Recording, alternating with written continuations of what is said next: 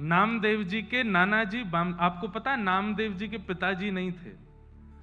श्री नामदेव जी महाराज अकेली माता के पुत्र हैं। बाल अवस्था थी, मीराबाई जैसा चरित्र है कि जैसे मीराबाई बचपन में अपनी मां से पूछती थी कि मेरे पति कौन, तो मां ने कह दिया ये गिरधर गोपाल तेरे बींद हैं, तब से ही मान लिया कि ये मेरे पति हैं। ऐसे ही श्री नामदेव जी की जो माता जी थी, उनको भी बाल्यकाल में ऐसा कह दिया ये ठाकुर जी ही तेरे पति हैं। इतना विश्वास प्रगाढ़ कर लिया कि पिताजी कह करके कहीं गए, महीनों बाद लौट करके आए, अभी थोड़ी कुमार अवस्था की थी, और लौट करके आए तो क्या देखते हैं कि उनकी बालिका जो है वो 2-3 महीने की गर्भवती है। आकर के देख करके आश्चर्यचकित हो गए। उन्होंने पूछा तो नामदेव जी की माता जी बोली, पिताजी आपने कहा था कि ये मेरे पति हैं, तो बस वो मेरे पति हैं, मैं उनकी गृहिणी हूं, उसी कृपा से हम दोनों का विवाह हुआ, उन्हीं की संतान गर्भ में है।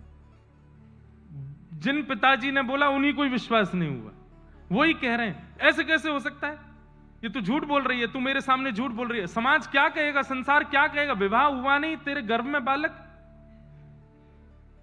पिताजी मैं झूठ नहीं बोल रही। लेकर के गए ठाकुर जी के सामने, बोले शपथ खा के बोल। ठाकुर जी की शपथ खा करके बोली मैं सत्य बता रही हूं, ये ठाकुर जी का ही प्रसाद है। पिताजी के रोम रोम कांपने, अब भी विश्वास हो, तू झूठी शपथ खा रही है। तब आकाश से ठाकुर जी ने ही आकाशवाणी करके कहा, ये झूठ नहीं बोल रही हैं, आपने इनको कहा कि मैं इनका पति, इन्होंने इतने भाव से मुझे पति माना, मैंने भी इनको पत्नी माना है, और इनके गर्भ में जो बालक है वो मेरा ही अंश है। और वही उनके गर्भ से जन्मे, उनका नाम हुआ श्री नामदेव जी महाराज। ऐसे ठाकुर जी के परम भक्त श्री नामदेव जी। बचपन से ही 3 प्रकार के भक्त होते हैं बंधुओं। एक होते हैं साधन सिद्ध, एक होते हैं कृपा सिद्ध, और एक होते हैं भक्त सिद्ध। 3 प्रकार के भक्त हैं। साधन सिद्ध कौन होते हैं? जो साधना करके भक्त बनते हैं, नाम जप करके, तिलक स्वरूप धारण करके, परिक्रमा करके, कथाएं सुन करके, भजन करके फिर भक्त बनते हैं, फिर उन पर ठाकुर जी की कृपा होती है, ये साधन सिद्ध हैं। दूसरे होते हैं कृपा सिद्ध। ये कृपा सिद्ध कौन होते हैं? जिन पर गुरुजन कृपा कर देते हैं। मतलब भक्ति इतनी नहीं है, साधना इतनी नहीं है, इतना नाम जप आदि नहीं है, पर गुरु प्रसन्न हो गए, और गुरु ने प्रसन्न होकर के दृष्टि देख ली और बस आशीष दे दिया कि तू भक्त हो जा, बन गए भक्त। और ऐसी भक्ति उनके चित्त में आई। अनेक भक्तों की लीला ऐसी। रैदास जी इस प्रकार के भक्त, कबीरदास जी इस प्रकार के भक्त, गोस्वामी तुलसीदास जी इस प्रकार के भक्त।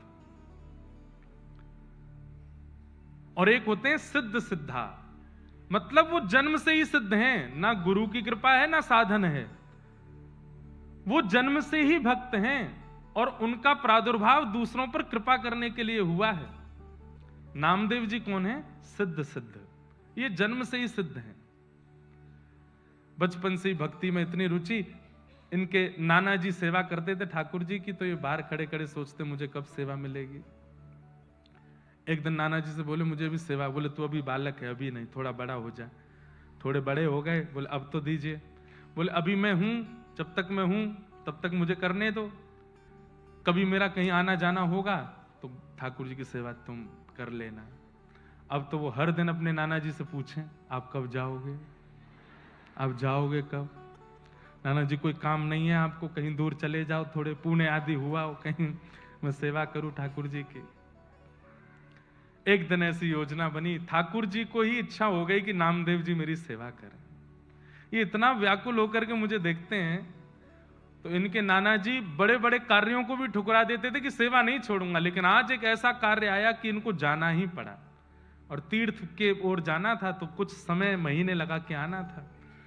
बोले नामा, बोले जी नाना जी। बोले अब तेरा समय आ गया, अब मैं जा रहा हूं तीर्थ में, तू कर सेवा। ओहो, नामदेव जी तो नाचने लगे। बोले ऐसे सजाऊंगा, ऐसे श्रृंगार करूंगा, ऐसे भोग लगाऊंगा, अब तो मैं सेवा करूंगा, अब तो मैं इनके संग आनंद करूंगा। वामदेव जी चले गए, नामदेव जी सेवा में आए। ठाकुर जी की कुछ विधि सेवा की नाना जी बता के गए थे, बिना भोग लगाए पाना नहीं। ठाकुर जी के आगे भोग पधराया, भोग पधरा करके नामदेव जी बैठ गए, बोले पाओ। ठाकुर जी चुपचाप खड़े हैं।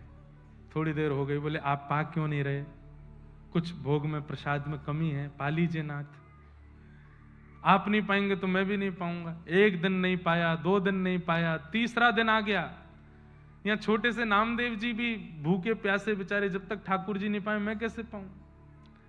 तीसरा दिन जब आया, ठाकुर जी ने आज भी जब भोग नहीं पाया, तो श्री नामदेव जी ने एक छुरी उठा ली और अपने गले पर रख ली।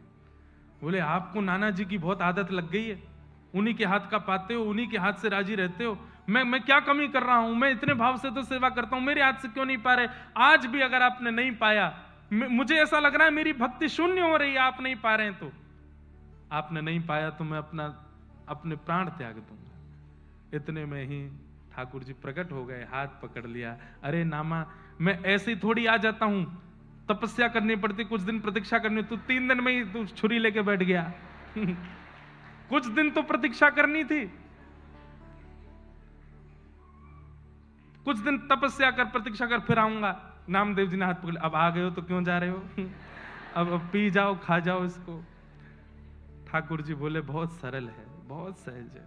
बंधुओं, या तो भयंकर तपस्वी नाम जापक आदि कुछ बन जाए तो भगवत कृपा, या अत्यंत सरल सहज बन जाए, इतना सीधा, इतना भोला भौंदू बन जाए तो ठाकुर जी की कृपा होती है। बैठ गए। नामदेव जी सुंदर सुंदर पकवान देते हैं, ठाकुर जी प्रेम से पाते हैं। अब तो इतने प्रसन्न हो गए नामदेव जी कि रोज ठाकुर जी आते हैं। नाना जी लौट करके आ गए कुछ दिन बाद।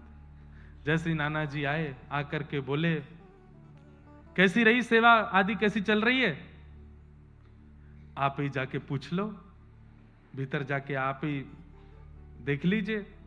तुम्हारा जैसे वामदेव जी ने प्रवेश किया तो ठाकुर जी अलग ही चमक रहे थे, अलग ही उनके मुखमंडल का जो स्वरूप। बंधुओं, सेवा से ठाकुर जी की जो श्री विग्रह है वो बोलने लगता है कि मेरी सेवा कैसी हो रही है।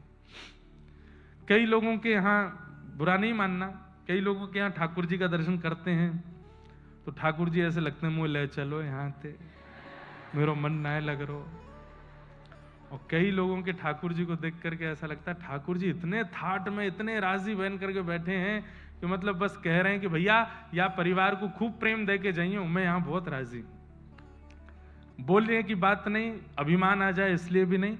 हमारे भट्ट जी के ठाकुर जी बहुत आनंद में, इनके घर में भी गिरधर लाल जी हैं, और जैसे हमारे गिरधर लाल हैं वैसे इनके लाल जी हैं। इतने आनंद से विराजमान, में तो बहुत देर देखता रहा हूं उनको, बहुत सुख में विराज रहे हैं। बस यही भक्ति का स्वरूप, ठाकुर जी सुखी रहे। वामदेव जी ने जैसे ठाकुर जी को देखा और मंदिर का वातावरण, आभा, प्रभा, सुगंधी सब कुछ से लगने लगा कि ठाकुर जी सेवा तो हुई है। नामदेव जी को हृदय से लगाया, बहुत प्रसन्न हुए। अब आज से सेवा नाना जी करने लगे, सामने भोग प्रसाद रख दिया। नामदेव जी खड़े खड़े देख रहे थे। अब वो तो थोड़ी देर भोग रख के पर्दा करके उठा लिया। बोले ये क्या कर रहे हो आप। वामदेव जी बोले भोग लगाए बेटा। भोग कहां लगाए, इसमें तो सारी सामग्री रखी है, कुछ खाया तो है नहीं ठाकुर जी ने। वामदेव जी बोले ऐसे ही लगता है भोग, ठाकुर जी के सामने पधरा दो, पर्दा लगाओ, उठा के ले चलो। बोले मेरे से तो ऐसे नहीं होता था, मैं तो थाली की जितनी सामग्री धरता था सब पाते थे ठाकुर जी, सब पाते थे। बोले हाँ, अच्छा तो ये ले थाली, पवा के दिखा। सामने रख दिया। नामदेव जी बोले जय जय, आ जाओ, जैसे हर दिन आते थे वैसे आ जाओ, जल्दी आ जाओ। ठाकुर जी नहीं आए। 2-3 बार पुकारा, नहीं आए ठाकुर जी, तो नामदेव जी को पता था तरीका, फिर से छुरी लेके आए और छुरी ला करके जैसी यहां से वामदेव जी परेशान हुए, ए नामा क्या कर। इतने में तो ठाकुर जी का हाथ प्रकट हुआ, फिर पकड़ा। बोले तूने बढ़िया तरीका ढूंढा, बार बार छुरी रख लेता गले पे। हाँ, आप लोग नहीं करना ऐसा है ना। मुंबई में 4 लोगों ने छुरी रखी कथा सुन के, ऐसा नहीं करना। ये सुनकर के करने वाली बात नहीं थी ना, उन्होंने सुना थोड़ी था कहीं से, वो तो जिद थी उनकी अपने आप ही। ठाकुर जी बोले, नामा तुझे मैंने बोला था ना, इतनी जल्दी प्रकट नहीं कराया कर मुझे, थोड़ी तो तपस्या, थोड़ा तो धैर्य किया कर, मुझे कितना कुछ छोड़ के आना पड़ता है, पूरा ब्रह्मांड का भार मेरे सिर पर है, सब कुछ देखना होता है, तू समझता ही नहीं है। बोले अच्छा ठीक है, नाना जी को दर्शन दो। नाना जी तो वैसे ही भाव विभोर खड़े बैठे सामने, इतना जीवन निकल गया, कभी ठाकुर जी नहीं देखे, बारे नामा तेने 3 दिन, इतने दिन की सेवा में ठाकुर जी प्रकट कर दिए। ऐसे श्री नामदेव जी महाराज हमारे, ठाकुर जी तो आने को तैयार बैठे हैं, ठाकुर जी तो प्रकट होने को आज भी बैठे हैं। आपके प्रस्तुतिकरण में कहीं कमी है, आपकी सेवा में कहीं कमी है। भीष्म पितामह जैसी वो भावना, वो सेवा बने, नामदेव जी जैसी वो सेवा बने तो ठाकुर जी आए, जनाबाई जैसी सेवा बने तो आए।